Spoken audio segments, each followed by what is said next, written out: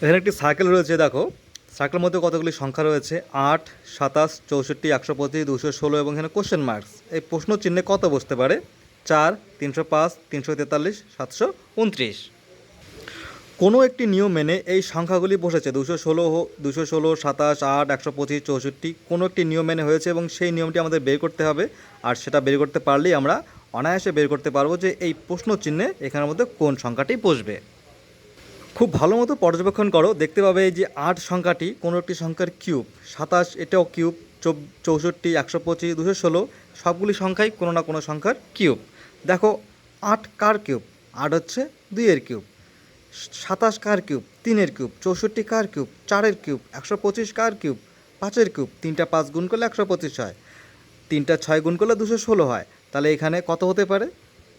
দেখো ২, ৪, ২, ৩, ৪, ৫, ৬, তাহলে এখানে হয় ৭ হবে, না হলে ২-এর আগে ১ হবে। তাহলে ২-এর আগে যদি ১ হয় তাহলে ১-এর কিউব কত? ১ হবে, কিন্তু অপশানে ১ দেওয়া নেই। তাহলে কত হতে পারে? তাহলে ৬-এর পর ৭ হবে। ৭-এর কিউব কত হয়? ৭ ৭ ৪৯ এবং ৪৯কে ৭ দিয়ে গুণ করলে ৩৪৩। অ্যান্সার হবে অপশান সি। এখানে বসবে ৩৪৩। এই সার্কেলটি দেখো 4টি সংখ্যা দেওয়া রয়েছে, একটা 0, একটা 7, একটা 26 আর একটা কোশ্চেন মার্কস। এই কোশ্চেন মার্কসে কত বসবে? ৪৫, ৫০, ৬০, ৬৩।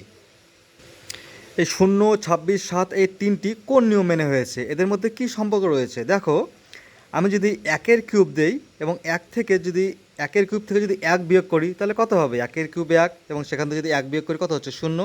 তার মানে এটা হয়েছে 1-এর কিউব বিয়োগ 1। তারপর দেখো 2-এর কিউব কত? 2-এর কিউব হচ্ছে 8, 2-এর কিউব বিয়োগ 1, তাহলে এটা কত হচ্ছে? 3। 3-এর কিউব 3 তিরিকা 9, 3 লং 27, 3-এর কিউব বিয়োগ 1। তাহলে দেখো 1-এর কিউব বিয়োগ 1, 2-এর কিউব বিয়োগ 1, 3-এর কিউব বিয়োগ 1, তাহলে পরেরটা কত হবে? 4-এর কিউব বিয়োগ 1। 4-এর কিউব কত? 4 চোখ 16, 4 ষোলং 64। 64 থেকে যদি 1 বিয়োগ করি কত হচ্ছে? 63। অ্যান্সার হবে অপশান ডি 63। এখানে বসবে 63, তাহলে আমাদের সার্কেলটি পূর্ণ হবে। Answer option D. আরেকটি সার্কেল দেখো 594, 198, 66, কোশ্চেন মার্কস। এখানে সংখ্যাগুলি সব বড় বড়। তারপরে অ্যান্সার দেওয়া রয়েছে দেখো 11, 12, 22, 33 সব ছোটো ছোটো সংখ্যা। তাহলে দেখো নিশ্চয়ই বুঝতে পারছো এখান থেকে সংখ্যাগুলি কমে আসবে।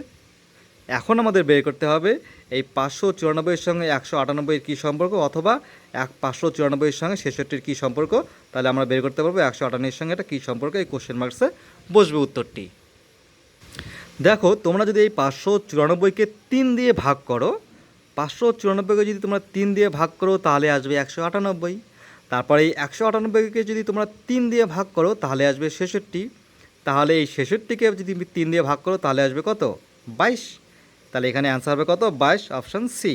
তাহলে 22, 22-এর 3 গুণ 66, 66-র 3 গুণ হচ্ছে 198, 198-এর 3 গুণ হবে 594। তাহলে আমাদের সিরিজটি সম্পূর্ণ হলো। অ্যান্সার হচ্ছে অপশান সি 22। দেখো এটাও সার্কেলের মতো করে দেওয়া রয়েছে 5, 1, 8, 2, 25, কোশ্চেন মার্কস এখানে 64, 4। এই প্রশ্নবোধক চিহ্নে কত বসবে? 1, 2, 3, 4। দেখো আমাদেরকে বের করতে হবে তোমরা সবাই জন্য এই বাকি সংখ্যাগুলির মধ্যে কি সম্পর্ক রয়েছে। কোনাকুনি সম্পর্ক থাকতে পারে, পাশাপাশি সম্পর্ক থাকতে পারে, এবং কি একটি সংখ্যা বাদ দিয়ে অপরটি সম্পর্ক থাকতে পারে। যেমন ধরো 64 বাদ দিয়ে 64 এবং 5-এর সম্পর্ক থাকতে পারে, অথবা 64 এবং 8-এর সম্পর্ক থাকতে পারে, অথবা 64 এবং 4-এর সম্পর্ক থাকতে পারে। এখানে কতগুলি সংখ্যা রয়েছে যেগুলি বর্গ। দেখো 25 এটা একটা বর্গ, 64 এটা একটা বর্গ, 4 এটা একটি বর্গ। 4 কার বর্গ? দেখো 2-এর ডাবল 4। তারপর দেখো 64, 8-এর ডাবল 64। 25 কার ডাবল? দেখো 5-এর ডাবল 25, মানে 5-এর স্কোয়ার 25, 8-এর স্কোয়ার 64, 2-এর স্কোয়ার 4। তাহলে এখানে 1-এর স্কোয়ার কত হবে? 1। অপশানে অ্যান্সার এখানে বসবে 1। 3, 5, 8, 13, 22, কোশ্চেন মার্কস। অ্যান্সার কত হতে পারে? 1, 26, 39, 45, 50। এখানে বের করতে হবে 3, 5, 8, 13, 22 কোন নিয়মে বসেছে। এখানে হয়তো 3 আর 5-এর মধ্যে সম্পর্ক রয়েছে, নয়তো 3 এবং 8-এর মধ্যে সম্পর্ক থাকতে পারে, এবং 3, 13, 5, 22 কোনাকুনি সম্পর্ক থাকতে পারে। আমাদের বের করতে হবে সেটা সে কী সম্পর্ক রয়েছে। আচ্ছা দেখো 3, 3-এর ডাবল কত? 3কে যদি 2 দিয়ে গুণ করি হচ্ছে 6, 6-এর থেকে দেখো 1 কম। আচ্ছা 5-এর ডাবল কত? 5কে যদি 2 দিয়ে গুণ করি 10 হবে, 10-এর থেকে 8, 2 কম। তারপর 8কে যদি আমি 2 দিয়ে গুণ করি কত হচ্ছে? 8 দুগুণে 16, 16 বসেনি 13 বসেছে, তার মানে 3 কম। এখানে ডাবল করে 1 কম, 1 কম, এখানে ডাবল করে 2 কম, এখানে ডাবল করে 3 কম। আচ্ছা 13-র ডাবল কত? 26, 26-এর থেকে 22 কত কম? 4 কম।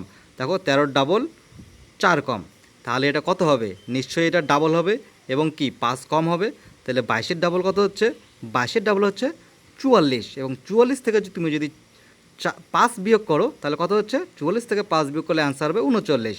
দেখো প্রথম ডাবল বিয়োগ 1, তারপরে ডাবল বিয়োগ 2, তারপরে ডাবল বিয়োগ 3, তারপরে ডাবল বিয়োগ 4, তারপরে ডাবল বিয়োগ 5। 22-এর ডাবল 44, 44 থেকে 5 বিয়োগ করলে দাঁড়াচ্ছে আমাদের অ্যান্সার অপশান সি 39।